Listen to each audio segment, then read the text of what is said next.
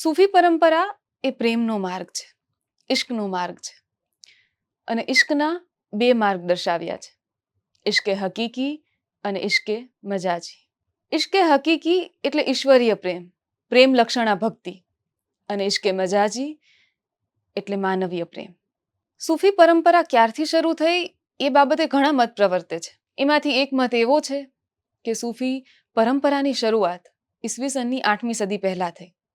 બીજો મત એવો છે કે અરબી ભાષાનો એક શબ્દ સૂફ એનો અર્થ પવિત્ર થાય.